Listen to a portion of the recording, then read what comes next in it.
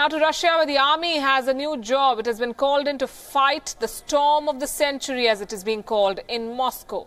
Units of the Russian army have been called in to help clear record-breaking snowfall that paralyzed Moscow and nearby regions over the weekend. At least one person has been killed and 5 injured due to heavy snowfall. The Federal Meteorological Center in Russia has said that the snowfall has turned out to be one of the heaviest in 60 years. More than 100 flights have been delayed. Nearly 30 flights were cancelled in major airports in Moscow. And there has been a sharp increase in traffic accidents as a result of the snow. Local authorities have dispatched 15,000 snow-removing vehicles and nearly 70,000 sanitation workers to clear the snow within 24 hours to avoid any more accidents. Dan Anshbai, WION's correspondent, joining us live from Moscow. Good evening, Dan. The army has been called in. How bad is the situation?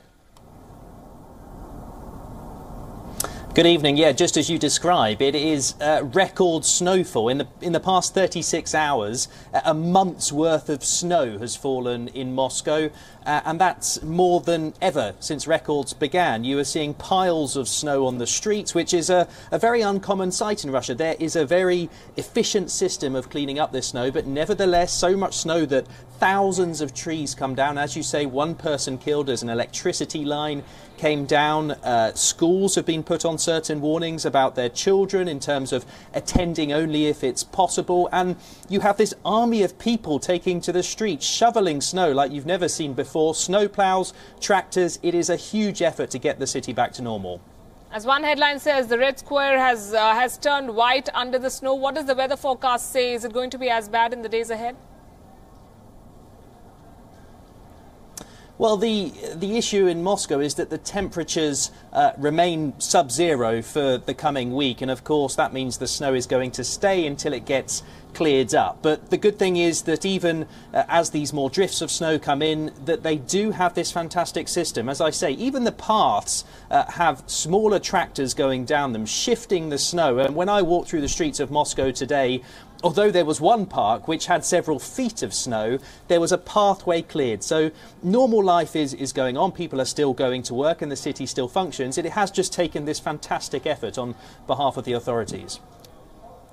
Well, from where we are, it sounds like a very big deal when the army is called in to clear the snow. How are people responding? Do they see it as part of life?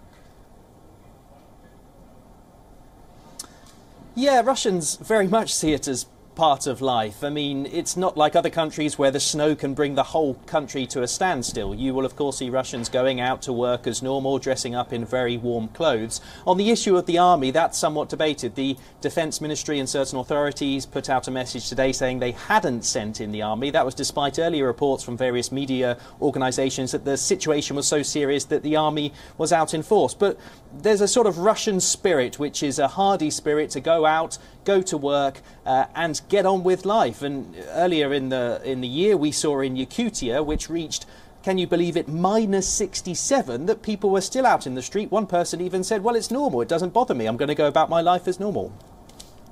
That's the spirit, I'd say. Thanks very much, Dan, for joining us from Moscow this evening.